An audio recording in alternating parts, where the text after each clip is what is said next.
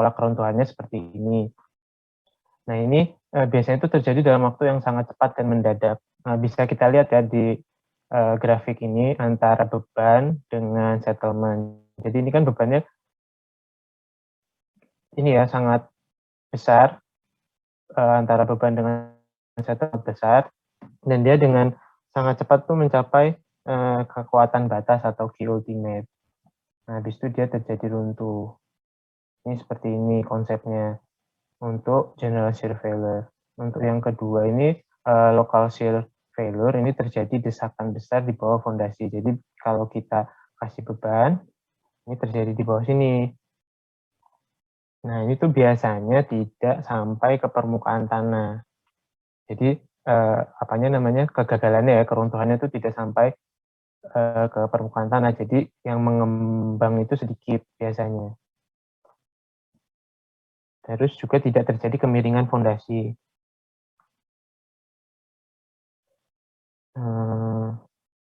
Terjadi kemiringan fondasi. Nah, ini biasanya terjadi pada tanah dengan kompresibilitas tinggi. Itu seperti apa? Seperti tanah dengan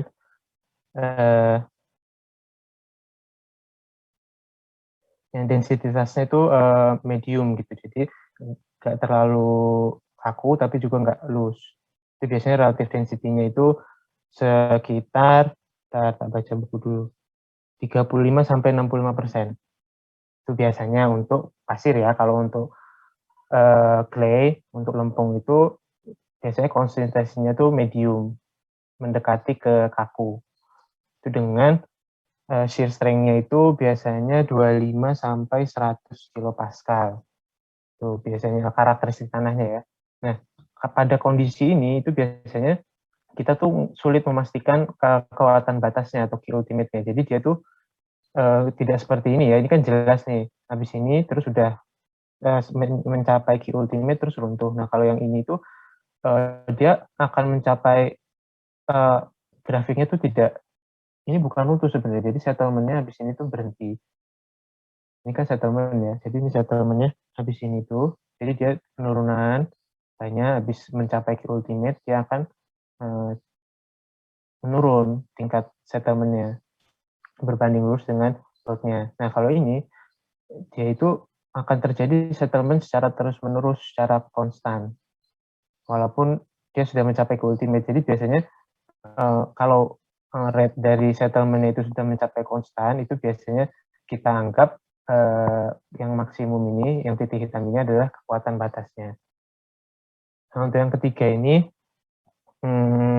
punching shear failure, ini mirip ya, nggak mirip sih, maksudnya sama dengan yang local shear failure, jadi ada desakan di bawah fondasi ini. Nah, terus pergeserannya arah vertikal sepanjang tepi fondasi ini. Dia tidak menyebabkan kemiringan ya, jadi fondasinya itu nggak bakal tilting, tapi dia settlement-nya besar. Nah, muka tanah juga nggak menggembung, ini seperti dilihat ini. Nah, ini tuh terjadi biasanya pada tanah dengan kompresibilitasnya rendah, jadi yang dia biasanya lucent atau soft clay, itu biasanya kegagalannya seperti ini. Nah, jadi kekuatan batasnya, Q ultimate itu biasanya tidak bisa dipastikan. Jadi sangat sulit. Jadi misalnya kita tes nih ya, kita ukur di surface misalnya. Nah, ini kita dapatnya seperti ini grafiknya. Tapi ternyata di kedalaman yang lebih dalam, dia grafiknya itu seperti ini kan. Jadi kita sulit ya. Maksudnya dia biasanya tidak bisa dipastikan, tidak seperti general shear failure dan kita dapat mengamati dengan baik. Itu pola-pola keruntuhannya. Terus, nah ini tadi yang ini. Jadi kalau misalnya general shear failure itu kondisinya untuk cohesionless soil seperti ini, untuk yang clay seperti ini. Jadi nanti kita bisa tahu ya, maksudnya kalau misalnya kita ke lapangan nih, terus kita disuruh menganalisis fondasi. Nah, itu misalnya ada kegagalan fondasi, kita bisa lihat aja dari tampak visual tuh kalau misalnya tanahnya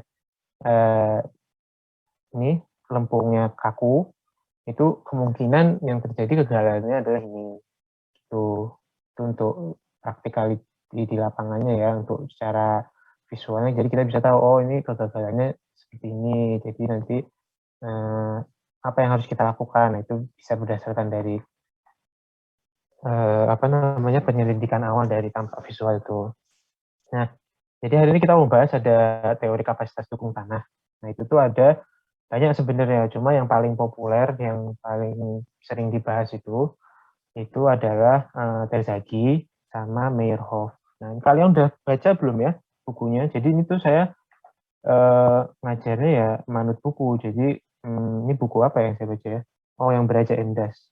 Beraja Emdas. Jadi kalau misalnya kalian baca, jadi ini slide-nya ini tuh semua ada di buku. Nah, di buku tuh juga ada latihan soalnya dan ada penjelasan yang lebih detail, mungkin lebih detail dari penjelasan saya pagi ini ya. Jadi kalau bisa sih dibaca. Ya, udah ada yang baca belum?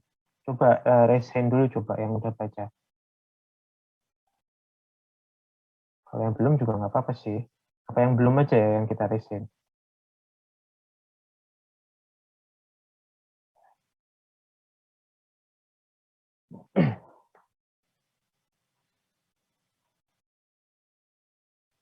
Halo?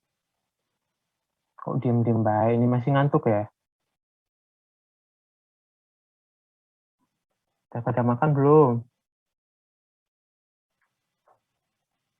Belum, Pak. Belum. Bahkan tadi udah tak kasih setengah jam buat makan. Sambil ngisi Google Form. Jadi belum ada yang baca nih ya? Ya nggak apa-apa kalau belum ada yang baca. Tapi nanti dibaca ya. Saya juga dulu bukan yang mahasiswa bukan yang pinter banget gitu loh. Jadi saya tuh lulus ya. Ini saya cerita dikit ya. Saya lulus itu 6 tahun. Enggak sih, nggak nyampe 6 tahun, 5,5 tahun. 5,5 tahun. Lebih deh. Tapi kurang dari 6 tahun. Itu terus IPK juga nggak kumlot. Oh, tapi saya ikut exchange ya. Saya ikut exchange 1 tahun di Jepang di tahun terakhir. Itu terus saya nggak kumlot, terus saya juga duduk mesti paling belakang. Saya pernah dikeluarin dari kelas sama Pak Faisal karena nggak bisa jawab. Jadi saya juga nggak baca buku kalau dikasih buku, cuma nanti kalau yang penting pas ujian bisa gitu. Jadi silakan diatur sendiri gimana metode belajarnya. Mau dikebut semalam sebelum ujian, kalau bisa ya nggak apa-apa. Kalau saya ya, cuma kan alangkah bagusnya ya dicicil gitu. Oke. Nah, jadi lanjut ya. Teori kapasitas dukung tanah yang pertama ini kita bahas yang Terzaghi. Jadi Terzaghi ini dia tahun 1948 tuh mengemukakan teori ini. Nah, ini maksudnya gimana sih teorinya? Jadi maksudnya dia itu membuat diagram seperti ini. Jadi menurut dia fondasi ini dia itu akan memberikan gaya-gaya ini seperti ini. Ini ada di buku, penjelasannya panjang lebar ada di buku. Jadi dia membuat diagram seperti ini. Nah, kenapa dia bisa menemukan ini? Maksudnya persamaan ini itu didapat dari mana? Itu didapat dari sini. Jadi dia menjabarkan, jadi membuat free body diagram gitu ya. Jadi misalnya ini bebannya di yang BC ini seperti apa, nah terus dia analisis, dia hitung, dia teliti, nah akhirnya ketemu ini nih, ketemu ini. Coba ya, saya tunjukin dulu ya. Kita dulu. So, kalau ada yang mau tanya atau mau, Pak nggak jelas nih jelasinnya apa-apa, ini lanjut saya udah ngerti, itu bilang aja ya. Nanti saya ikut. Oke?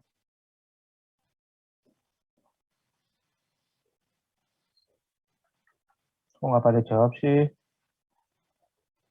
Baik, Pak. Oke, Pak. Gitu ya. Ya. Kenapa sih? Maksudnya ribet ya? Maksudnya kalau harus unmute gitu, apa gimana? Kok? Maksudnya saya ikut kuliahnya Pak Rifai juga ya. Pertemuan pertama itu Pak Rifai tanya ya, semua diam aja, bukan kelas ini sih, kelas A kayaknya. Diam semuanya kan. Terus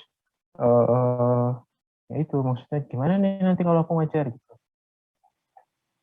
Ternyata sama aja ya. Ini kenapa sih? Males ya? Mas Julio nih, Mas Julio. Mas Julio, Baik, Pak. Kalau itu mungkin, kenapa? Coba. ya, Pak. Kalau itu mungkin karena kayak apa? Kayak di mindsetnya udah orang lain bakal jawab gitu, Pak. Soalnya ya kalau bareng-bareng ya aneh Masa gitu, Pak, di semuanya Zoom, gitu? Pak. Gitu. Nah, kalau di kelas kan bareng-bareng kan?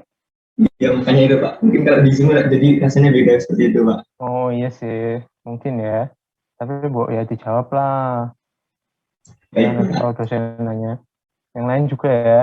Kasihan loh. Maksudnya Pak Faisal tuh sampai WhatsApp loh habis kuliah. Mas itu mas, pada loyo semuanya. Saya tanya apa nggak dijawab gitu. Jadi tolong ya, kalau bisa dijawab. Kalau nggak bisa ya bilang nggak bisa. Nah, lanjut ya. Uh, ini saya baca yang ini nih, belajar MDes ini. Jadi kalian juga bisa kalau mau baca ya. Nah ini nih. Nah jadi dia kan, ini kayak di slide ya, dia buat diagram seperti ini. Terus, nah ini dia hitung. Dia jabarin lagi. Jadi dalam diagram ini kan ada tekanan aktif dan pasif ya. Kayak active force sama passive force. Nah dia jabarkan lagi every body diagram di McLaren 1 harusnya udah ada ya. Kayak gini, terus dia jabarin. Dia ketemu nih hubungannya dengan apa namanya tanah itu seperti apa. Ini dia jabarin. Nah akhirnya tadi ketemu ini untuk fondasi menerus tuh Q ultimate-nya. Ini C kohesi ya. Nah Q ini apa namanya load-nya. Terus NC, NQ dan N gamma ini itu adalah faktor-faktor dari piring kapasitinya. Nah kapasitas dukung tanahnya. Nah, ini tergantung dari nilai internal friction ya. Gitu. Nah itu beda-beda kondisinya ya. Untuk general shear failure ada sendiri, untuk local shear failure ada sendiri. Nah terus juga untuk bentuk fondasinya, fondasi menerus, bujur rangka lingkaran itu ada sendiri. Nah itu didapatnya dari mana itu juga ada di buku. Nggak usah dijelasin ya, apa mau dijelasin? Nggak usah lah ya, nanti baca sendiri ya. Nah, tapi intinya kalau misalnya untuk apa namanya praktek ya, untuk praktek ya kan nggak perlu ya asal dasarnya tahu dikit-dikit, yang penting ini intinya. Untuk Terzaghi, nah tapi kan ini dia dalam kondisi itu ya, maksudnya dia itu dalam kondisi tanahnya yang uniform, terus itu juga kayaknya itu tanah clay kalau nggak salah ya. Nah, yang untuk kondisi khusus itu beda lagi, misalnya pasir murni nih, dia kan C-nya 0, cohesionless soil. Nah ini jadi ya C-nya hilang. Terus untuk lempung murni jenuh air, ini ada sendiri. Untuk beban di permukaan tanah, jadi DF-nya 0, jadi kedalamannya tuh 0. Nah, Q-nya 0. Nah, berarti Q ultimate-nya seperti apa? Ini ada kondisi khususnya. Untuk tanah homogen. Nah, kondisi ini tadi ya. Nah, faktor-faktornya itu didapat dari mana? Itu tuh ada. Jadi, di sini itu ada dia rumusnya kan. Di buku tuh ada rumusnya. Nah, tapi dari Zaki dengan baik hati itu menyiapkan ini. Ini loh, udah tak hitungin, kalian tinggal pakai aja untuk kondisi internal frictionnya sekian. Itu ini nilai apa namanya faktor piring kapasitinya itu ini udah ada nih, jadi tinggal masukin aja nanti. Tuh, ini sama Pak Darzaki itu udah dihitungin ini loh, pokoknya ini kalian masukin aja. Nah ini lebih lengkapnya ada di buku ya. Coba ini. Nah, ups.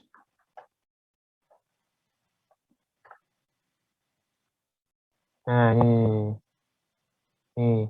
tuh udah ada sampai 50. Udah, jadi kalian misalnya nanti ada suruh ngitung, ya kalian tinggal lihat ini, ada nggak usah ngitung lagi dari yang apa equation yang di atas itu. Ini untuk Terzaghi. Nah ini kalau mau apa namanya, misal di ujian, saya nggak ngeluarin ini ya, misalnya di ujian ya, saya ngeluarinnya ini ya, nanti kalian cari sendiri, misalnya 10 derajat, nah berarti nanti NC-nya berapa sekian, nah N-gamanya sekian, gitu-gitu, kan bisa aja kan nanti saya nggak ngeluarin ini, itu bisa aja saya nanti ngeluarin rumusnya, itu nanti saya tanya Pak Faisal juga. Nah yang kedua, itu dari Meyerhof. Bedanya apa? Meyerhof itu tahun 1951 kalau nggak salah. Ya, jadi setelah Terzaghi dia ini. Nah ini tuh dia menambahkan faktor bentuk, faktor kedalaman, dan faktor kemiringan beban. Nah masing-masing ini ya rumusnya ya. Ini seperti ini. Nah ini jadi nanti tinggal dimasuk-masukin aja. Tuh. Nah ini dia juga udah masih nih kalau bentuk fondasi, faktor bentuk fondasi SC, untuk nilai SC itu rumusnya segini, ini untuk sembarang, untuk apa aja. Kalau untuk yang ini untuk faktor SQ dan S gamma ini, untuk internal friction lebih bisa dari 10, pakainya ini. Terus ini untuk kedalaman fondasi, ini pakainya ini, untuk kemiringan beban, ini, itu. Dia juga udah ada ini tabelnya, lengkapnya ada di buku tadi. Kalau nanti misalnya disuruh nyari lewat sini kan juga bisa ya kalian ya, kan tinggal dimasukin aja butuhnya berapa, nanti nilainya berapa. Nah itu catatannya ini harus kapasitas dukung yang kita hitung itu harus dicek dengan settlement yang diizinkan. Nah berapa sih settlement yang diizinkan? Nah biasanya itu jadi kan nggak mungkin ya kita bikin fondasi, ya dia nggak runtuh, tapi dia turun terus, fondasinya kan nggak boleh ya. Itu jadi ada settlement izin. Nah itu tuh biasanya 5-25% dari lebar fondasi. Untuk pasir, untuk lempung tuh biasanya 3-15% rumusnya. Settlement-nya biasanya yang terjadi. Nah untuk fondasi yang sangat lebar itu bisa sangat lebar. Jadi lebarnya fondasi itu mempengaruhi itu. Nah untuk nilai faktor-faktornya ini NC, NQ itu dan N gamma itu kan ada banyak nih teorinya. Dari Terzaghi, Meyerhof, dan masih banyak lagi. Nah itu tuh biasanya relatif sama untuk nilai NC dan NQ-nya, tapi untuk N gamma ini bervariasi. Tuh nanti ya dilihat butuhnya apa. Misalnya yang diketahui Terzaghi, ya pakailah Terzaghi. Kalau yang diketahui Meyerhof, ya pakailah Meyerhof. Itu. Terus ada pengaruh air tanah. Jadi ada faktor-faktor yang mempengaruhi kan. Oh tadi ini udah jelas belum ya? Udah, Pak. Udah semua, nggak ada yang ditanyakan. Mungkin saya izin bertanya, Pak. Ya, gimana Mas? Untuk yang ini Pak, yang analisis Meyerhof, yang Ya. di faktor bentuk fondasi itu ada huruf L itu apa ya? Oh, L itu ini. L itu ada, bentar, aku gitu, panjang fondasi. Iya, makanya kalian tuh harus baca buku.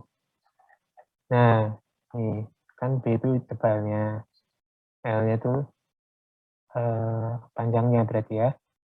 Nah ini Mas Kunto ya? Ya Pak, oke Pak. Makasih Pak. Halaman 2. Itu ya. Udah nggak ada yang tanya lagi? Permisi Pak, izin bertanya. Oh ya, boleh. Tadi yang Terzaghi kan ada yang general shear failure sama local shear failure. Yeah. Kenapa yang punching shear failure-nya nggak ada ya Pak? Nah, kenapa nggak ada ya? Untuk analisisnya maksudnya? Iya Pak. Karena ini sulit mungkin ya. Aku juga nggak begitu ngerti. Maksudnya mungkin waktu itu ya si Terzaghi ini ya. Ini pas itu dia cuma meneliti terkait dengan general failure sama local failure, atau mungkin local failure itu dengan pancing itu secara prinsip bisa disamakan. Secara prinsip ini ya, prinsip apa namanya kuat dukung bearing capacity ini ya, tapi bukan secara mekanisnya, tapi secara prinsip kuat dukung tanahnya ini itu bisa disamakan gitu mungkin. Jadi tidak ada. Gitu mungkin menjawab nggak ya? Ya, terima kasih Pak. Atau ada yang tahu kenapa? Pertanyaan dari Mbak Fasaria.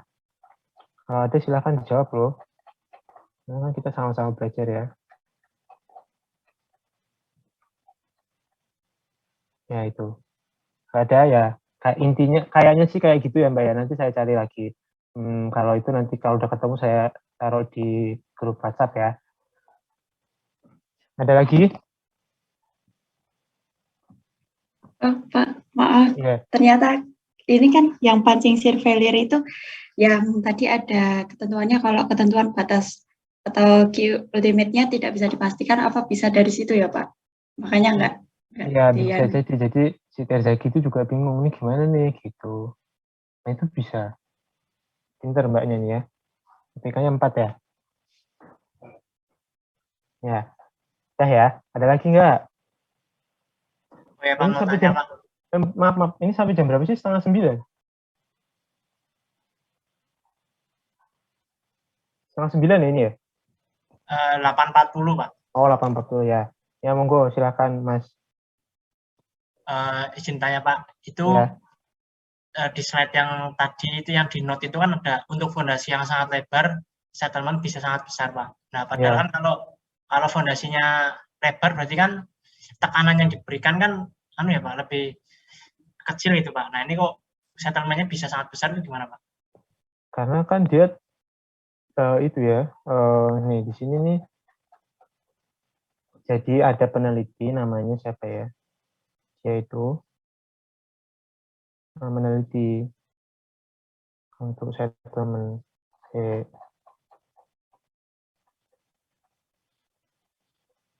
Nah ini ya. Nih. Jadi dia meneliti kalau perbandingan antara apa namanya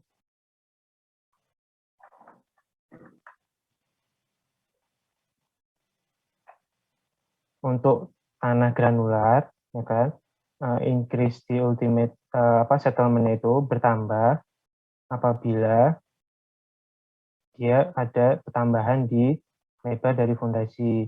Nah ini kenapa? Ini karena ini dia berdasarkan data hasil lab ya yang dia dapat ya. Ini si siapa sih ini? Debit.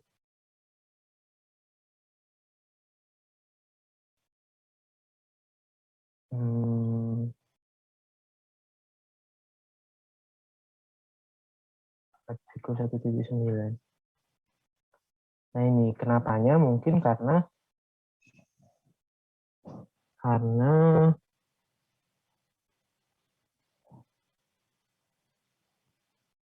ini yang ditinjau ultimate load mungkin ya. Jadi dia beban titik gitu loh. Jadi dia tidak, dan ini juga dia yang dia uji ini circular surface foundation di dalam tanah kapasiran. Itu nah dia dapat hasilnya kalau di clay juga ini large ya untuk apanya perbandingan ininya besar. Jadi lebarnya itu fondasinya lebar itu range-nya untuk settlement-nya lebih besar. Itu hasil lab-nya. Seperti itu, Mas. Gimana? Oke ya. Itu berdasarkan hasil lab. Oke. Iya Pak, makasih Pak. Nggak convincing ya. Karena saya juga baru baca tadi pagi ya. Karena bapaknya baru bilang nggak bisa semalam kan. Apa lah ya. Jadi lanjut ya. Nah, jadi ada beberapa faktor kan. Yang saat pertama itu pengaruh air tanah. Jadi jelas ya kalau ada air tanah kan kapasitas dukung tanah itu berkurang. Jadi apa namanya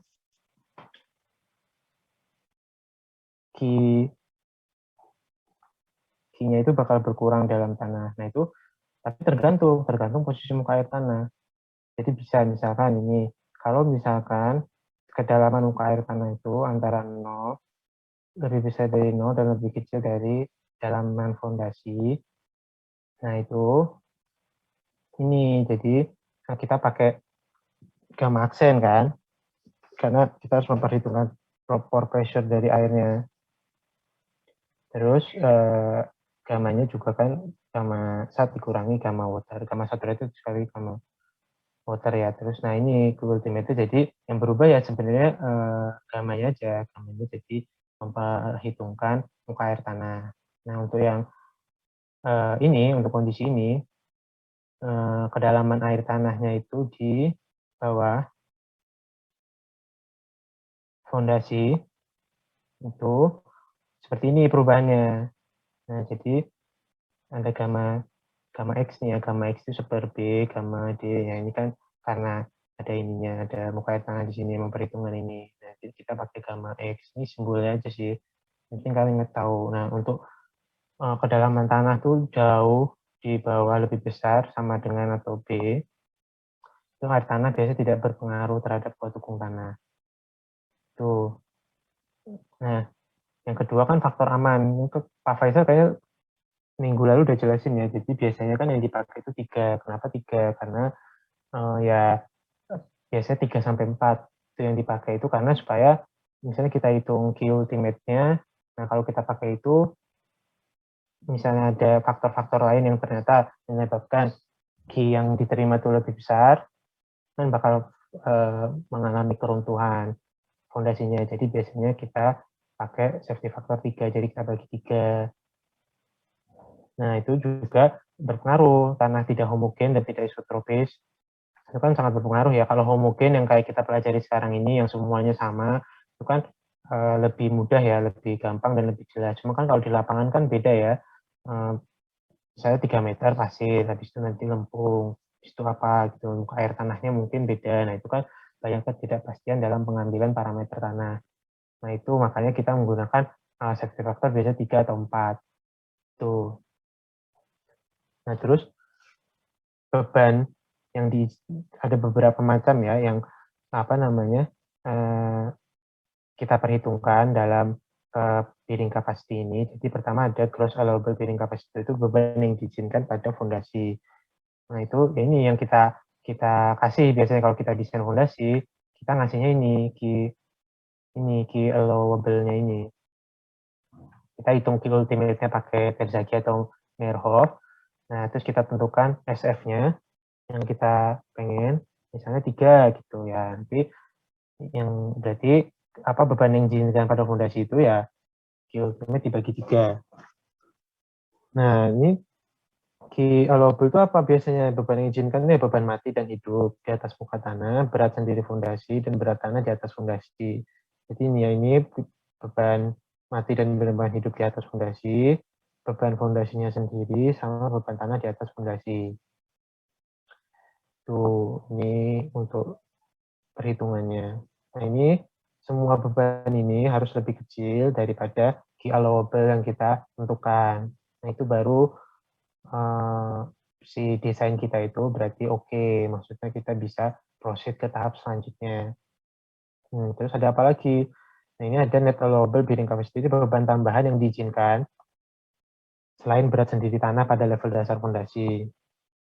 Nah pada prakteknya ini itu biasanya 1 sampai 2 sampai 3 kalau nggak salah itunya safety faktornya yang di apa namanya yang biasanya dipakai. Itu juga ada di buku. Nah biasanya ini tuh net allowable ini biasanya digunakan terhadap beban bangunan atas saja, biasanya yang kita tinjau ya. Nah berat fondasi dan tanah di atasnya dianggap berat tanah saja. Nih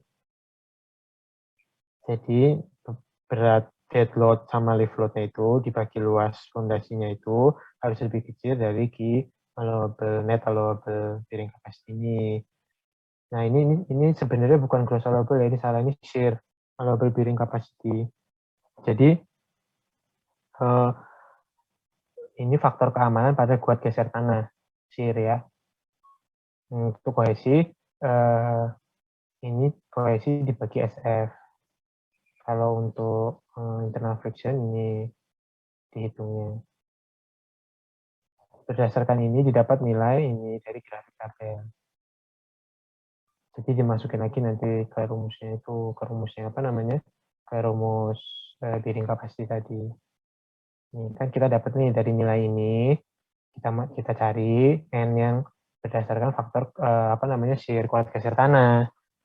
Jadi faktornya ini kita ganti pakai nilai yang didapat dari internal friction yang kita hitung ini tadi, yang didapat maksudnya. Nah, untuk penyelesaian ini biasanya kita pakai 2-3. Kira-kira sih sama dengan cara-cara yang sebelumnya dengan, oh ya, jadi nanti hasil yang didapatkan tuh ya kira-kira sama dengan ya gross allowable bearing capacity ini gitu. Jadi dari banyak teori yang ada, itu bentuk umum persamanya itu seperti ini akhirnya jadinya. Nah ini ada faktor lagi, ini ada faktor bentuk, faktor kedalaman, dan faktor inclination kemiringan. Nah kalau faktor bentuk ini biasanya kita pakai De Beer ini tadi yang meneliti apa namanya settlement fondasi itu. Ini terus kalau depth itu ada Hansen, ada Meyerhof. Nah nanti sesuai kebutuhan ya, sesuai maksudnya kondisi nanti dipakainya apa, silahkan cari pakai yang mana sendiri maksudnya sesuai dengan kebutuhan. Nah ini rumusnya untuk faktor kemiringan beban itu ini dari Meyerhof. Ini juga ada bentuk kan tadi udah ada ya untuk Meyerhof. Nah ini bentuk untuk telapak segi 4 pakainya ini, bujur sangka dan lingkaran pakainya ini. Terus faktor kedalaman ini ada juga semuanya ada di buku. Enggak. Ini nggak ada yang ditanyakan ya sampai sini ya. Ini kan cuma tinggal masukin aja sebenarnya. Apa ada yang bertanya? Enggak ya? Ada nggak?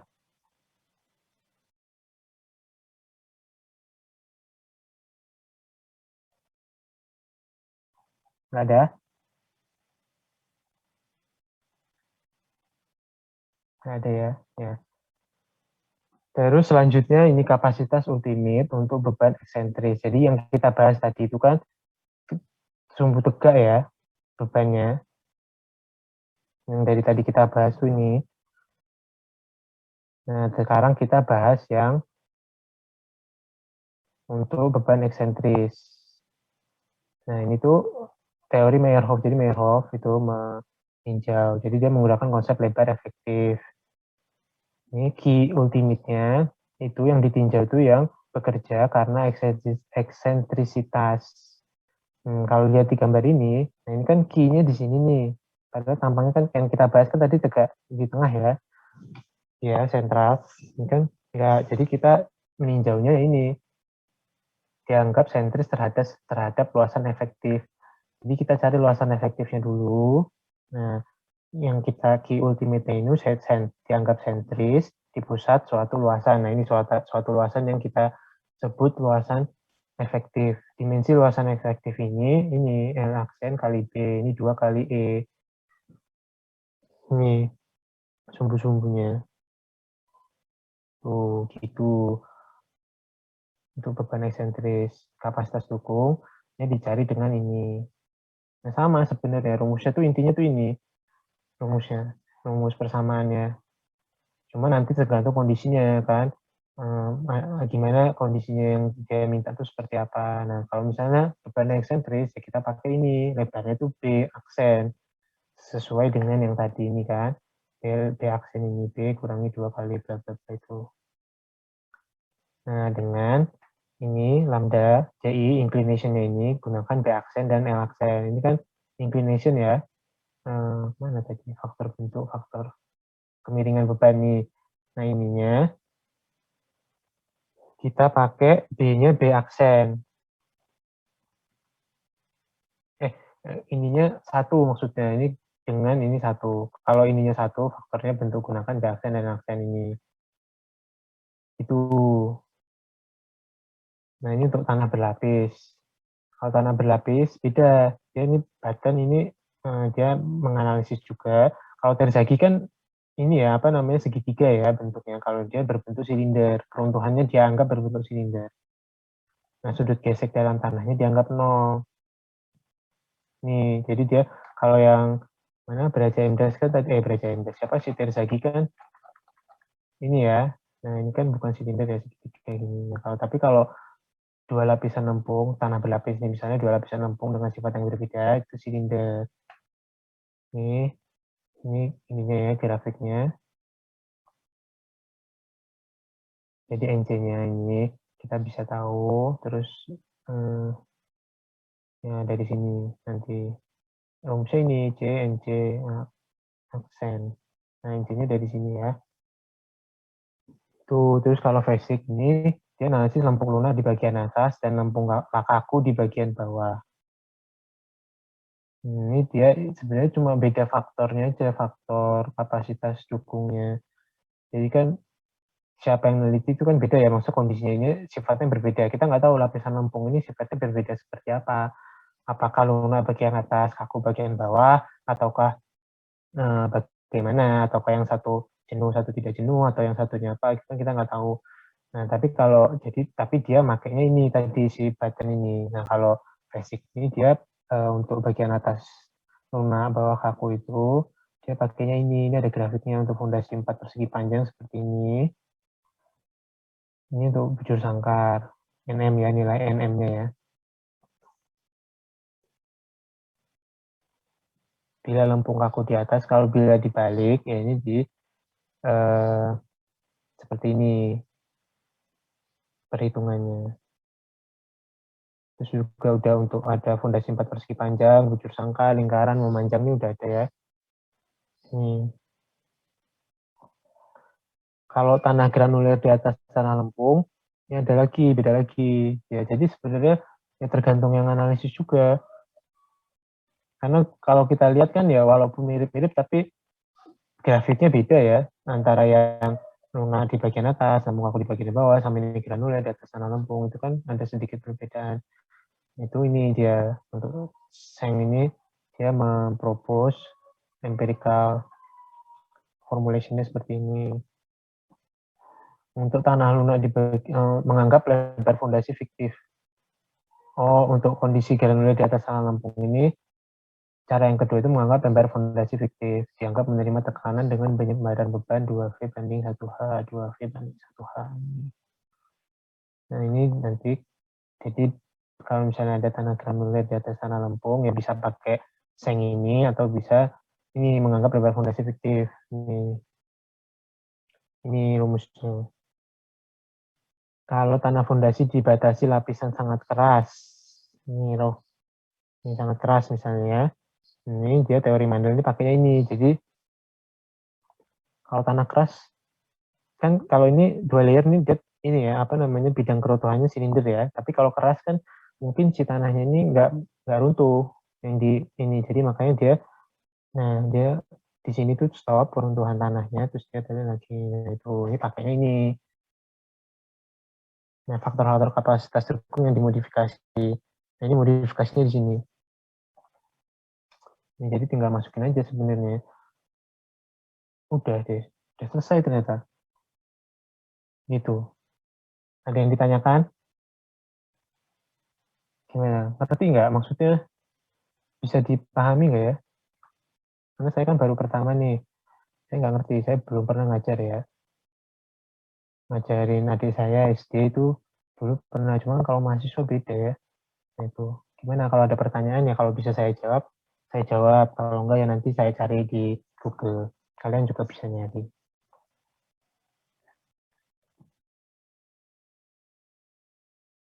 Gimana? Masih jam 8 ya? Ternyata ada pertanyaan nggak?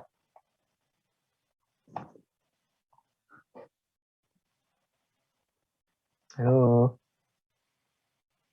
Sepertinya belum ada, Pak. Belum ada. Udah paham semua berarti ya?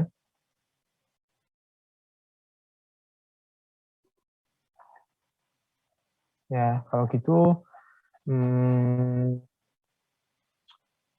kita latihan aja ya, latihan soal ya. Kan di bukunya ada sebenarnya latihan soal. Jadi coba kita lihat aja dulu. Nah, kita cari dulu ya.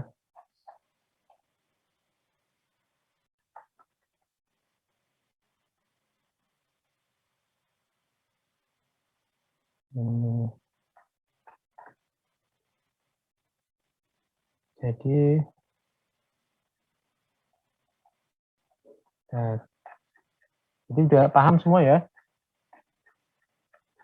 Ini saya dimarahin Pak Faisal lagi. Besok Pak Faisal masuk gimana nih? Kok nggak pada paham? Jadi tolong ya kalau paham, kalau nggak tanya berarti paham gitu. Kan Pak Faisal suka tanya-tanya kan biasanya. Ya nggak masih suka tanya-tanya nggak Bapaknya? Kalau di kelas. Itu nanti kalau ditanya nggak bisa kan, saya berarti minggu kedua ini. Ini udah ada nih. Mungkin ini setelah ini Siapa ini? lagi Pak. Alfian Dika. Oh gimana Mas? Maaf putus-putus.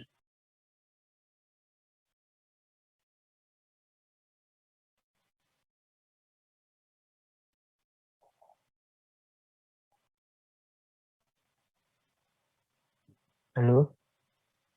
Maaf tadi Mas Filipus Alfian Dika. Saya nggak dengar ya putus-putus. Oh iya Pak, Pak, mungkin nanti setelah ini kami buka-buka lagi Pak, buka-buka buku lagi Pak. Yang sekarang juga boleh loh Mas. Mumpung kuliah, nanti habis ini kan udah nggak kuliah. Maksudnya sekarang dibuka. Mumpung kita masih lagi belajar, ini kan waktunya belajar kan. Nah kita buka, terus kita lihat. Gitu Mas, bagusnya sih. Gimana? Oke nggak? Males ya, saya juga males kok. Nggak apa-apa. Yang penting nanti pas ujian bisa. Nanti kalau kerja, nggak malu-maluin. Lulusan UGM ditanya piring capacity nggak ngerti itu. Yang penting itu aja. Kalau apa namanya sembodo ya. Maksudnya ya kalau misalnya nah itu bisa gitu. Yang penting itu. Kalau saya sih nggak tahu ya kalau yang lain. Ini ada nih, coba ya.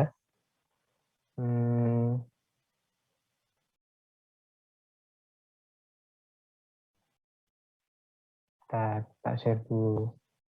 Karena semuanya tuh bisa lihat sebenarnya. Udah kelihatan ya? Sudah, Pak. Ini, ya ini soalnya fondasi dangkal, lebarnya 0,6, panjangnya 1,2, ya kan? Kedalamannya 0,6.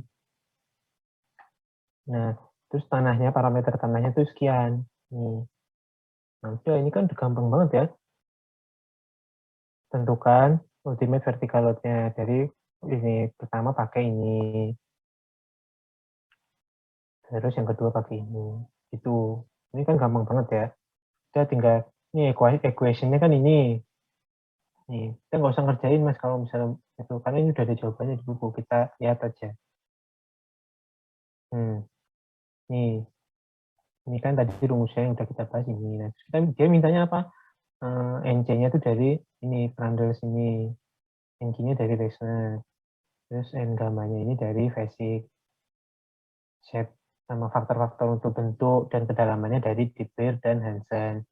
Udah kita carilah di buku. Nih udah di ini tabelnya sekian, ini nilainya sekian. Ini nilainya sekian untuk apa namanya? Reisner, basic itu udah ada sini. Udah kita masukin aja. NC-nya dapat. Terus untuk faktornya, faktor bentuknya pakai Dipler kan, ya rumusnya ini. Ya kita udah dapat nilai NG, NC dari tabelnya, terus B sama N-nya tahu, masukin. Udah. Nih pakai Meyerhof, pakainya ini, Hansen pakai ini pokoknya udah di sini semuanya halaman berapa 49. Ini daerah-daerah situ. Udah ya, udah masukin aja. Udah ketemu hasilnya ini, Ultimate gitu. Ya, gampang ya. Ini kalau soalnya tadi, tapi nanti nggak tahu. Saya juga belum melihat soal-soal ujiannya kayak apa. Tapi ya itu intinya, jadi tergantung nanti dia mintanya apa, ya kita pakailah yang dia minta. Terus itu aja sebenarnya yang kita bahas tadi itu. Udah. Beda lagi. Itu bisa ya? Bisa lah ya? Bisa kan, maksud cuma isi aja lihat tabel. Kalau misalnya tabelnya nggak ada, lihat dari grafik. Kalau misalnya nanti parameter tanahnya nggak diketahui, ya nanti cari empirical. Misalnya dicari dari empirical formulation equation dari SPT dan SPT misalnya, kan ada, nanti bisa tahu kita. Udah kan ya kalau itu ya? Belum ya? Apa namanya? Triaksial gitu-gitu, Mektan. Belum ya semester ini ya? Apa namanya? Praktikum.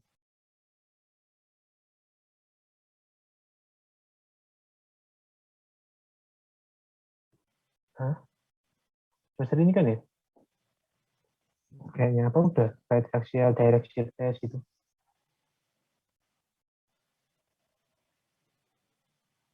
Udah belum? Belum Pak, sepertinya baru semester ini. Semester ini ya? Oh, nah itu praktikum. Saya koordinator praktikumnya nih semester ini. Nah itu rencananya kan mungkin bauran ya, maksudnya hybrid. Jadi ada yang bisa praktikum. Kan tadi saya baca nih, apa namanya, pengen ke kampus, pengen praktikum, pengen ketemu teman-teman sih intinya. Tuh, terus ya kalau misalnya nanti nggak tahu sih saya apa namanya kebijakannya kayak apa. Ya nanti semoga bagian yang bisa praktikum, kalau yang ingin praktikum ya. Kalau yang nggak pengen sih semoga nggak kebagian praktikum di kuliah. Di mana, di kampus. Gitu nanti rencananya sih gitu, cuma nggak tahu. Itu nanti ya itu bisa dicari dari hasil lab nanti untuk parameter tanahnya. Misalnya yang diketahui bukan parameter tanah kayak tadi, udah diketahui angkanya kayak gini, bukan misalnya. Jadi udah uji lab misalnya apa borlog.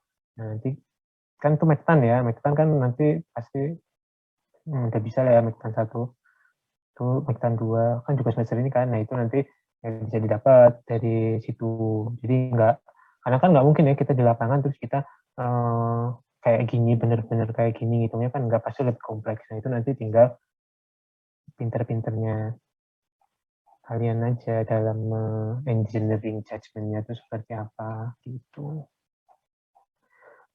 Itu terus udah, yang lainnya ya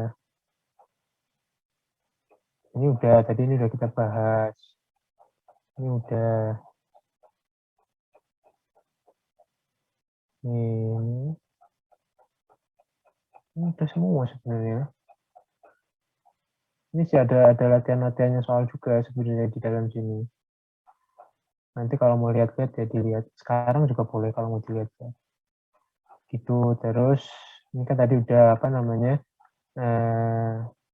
safety factor-nya untuk apa namanya kuat dukung izin, kuat dukung apa net tolerable yang diizinkan bangunan. Ini jadi tadi juga udah kita bahas untuk granular soil.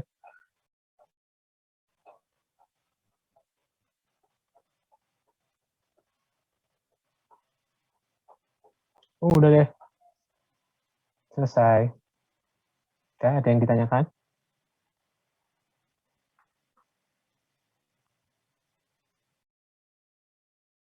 Udah ya.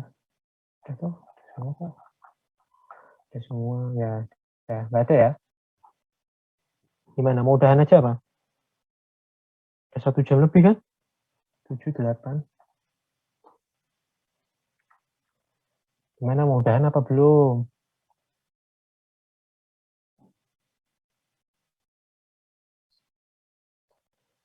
Belum, nih nggak ada yang jawab ya. Kalau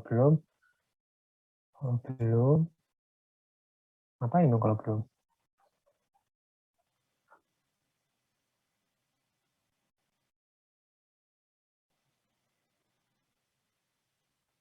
Saya tanya aja ya, gimana? Boleh nggak? Boleh ya.